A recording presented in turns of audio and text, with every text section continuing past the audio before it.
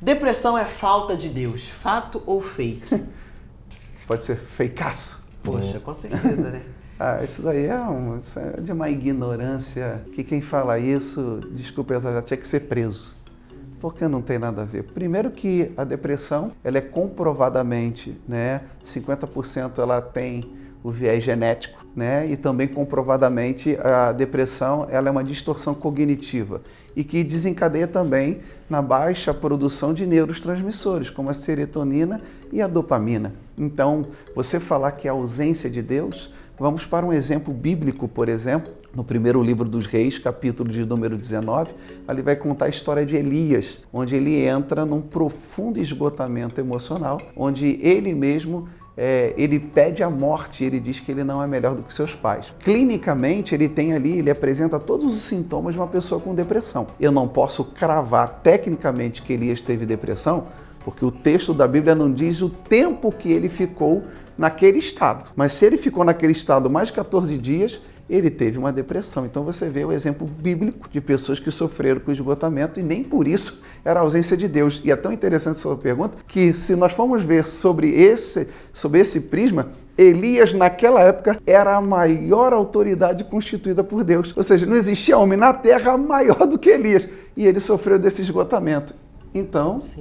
É porque, assim, tem muita gente, pelo menos de onde eu vim, que acha que a depressão, ela está ligada à falta de coisas. Estou sem dinheiro, estou na depressão. Estou sem minha família, estou na depressão. Também isso pode desencadear, acredito eu.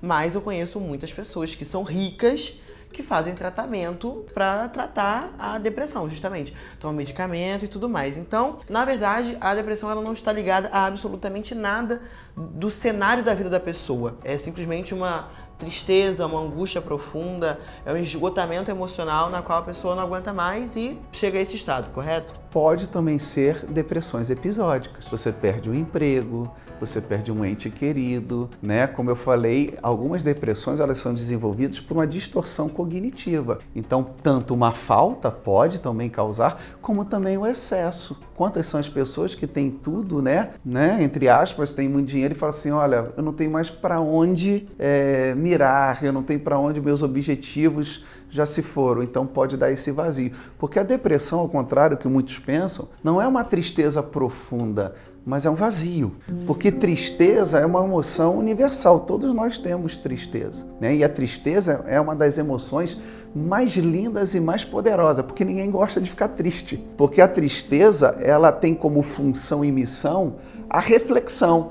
Nós não conseguimos refletir se estamos felizes, alegres, mas na tristeza você consegue refletir. E, por exemplo, a tristeza ela tem um poder de conexão que nenhuma outra emoção tem. Por exemplo, se eu perguntasse para você, Patrícia, quem são as pessoas que você mais considera e mais você é grata na sua vida? Você vai falar 3, 2. Eu vou falar, mas por que, Patrícia? Você vai falar, Cléo, é porque no momento mais difícil elas estiveram comigo. Então a depressão, ela não é o viés da tristeza, é um vazio que a pessoa sente, é um senso de desesperança enorme, a vida fica preta e branca, sem sentido e sem sabor. E um dos apontamentos básicos, e bem populares, que podemos ter para ajudar as pessoas é perda de desempenho e vitalidade. Aí a pessoa, você começa a olhar, ela pode estar com depressão, que pode ser leve, moderada ou grave. E quando chega o estado onde a pessoa precisa se medicar? No moderado e no grave ou no leve ela já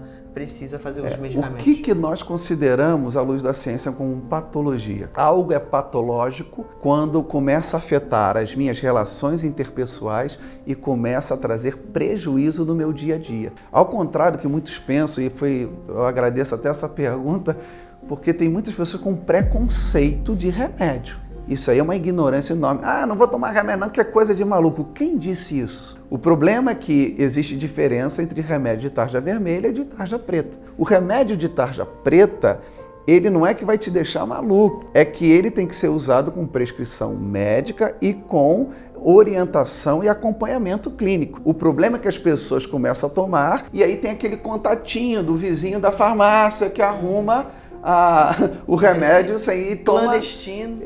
Toma de qualquer jeito.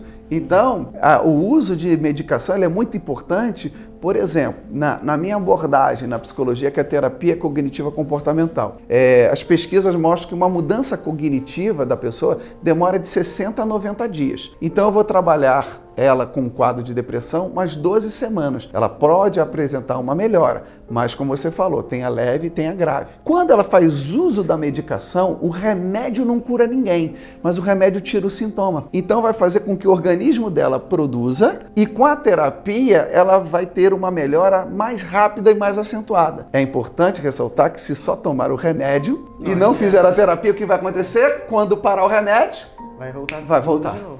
E pior, né? É que eu vi esses dias na internet, né, algumas pessoas citando que fazem uso de alguns medicamentos controlados e que, assim, tem alucinações e etc. Então, eu acho que, de fato, é uma coisa bem séria para pessoas irresponsáveis, infelizmente, fazer uso dessa forma desgovernada, pegando receita com o vizinho.